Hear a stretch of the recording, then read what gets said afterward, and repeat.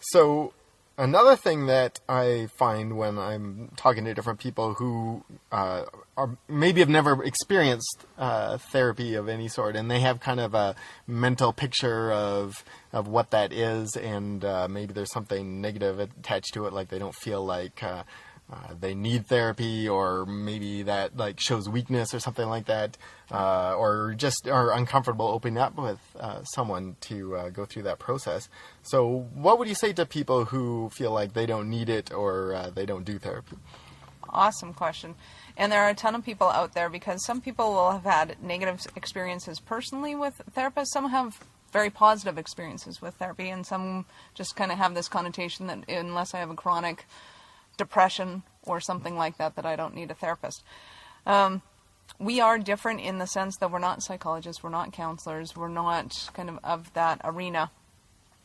But what we do is still help individuals with their issues. And what I like to say is it's not necessary to be down in the dumps and kind of in that state, although we do help a lot of people with chronic depression, post-traumatic stress disorder, things like that, that are chronic and extreme.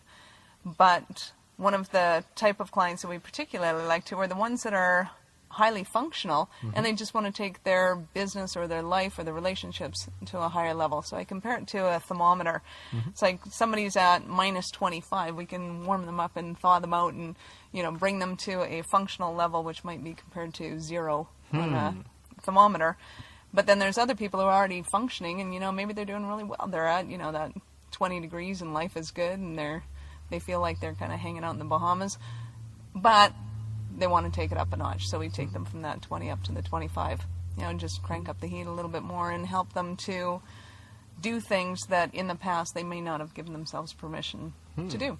Interesting, yeah. So somebody who's making currently, 100 to 150,000 a year, and they go, what would it be like to make 300,000 a year, or 600,000 a year, even $1 million a year?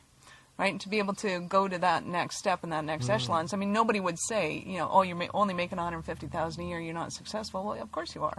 Right? There's people that aren't making anything that are still successful.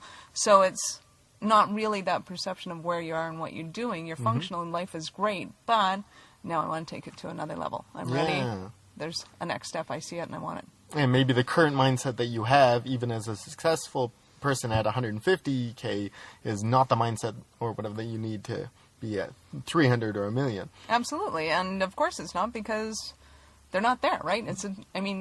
Anybody that's ever earned a different amount, right? Somebody that goes from 50,000 to 75,000, that it's a different mindset involved in those two different occupations, those two different incomes. Likewise, it's going to be a different mindset. It's not necessarily that you're working harder, it's just you're working differently. Yeah.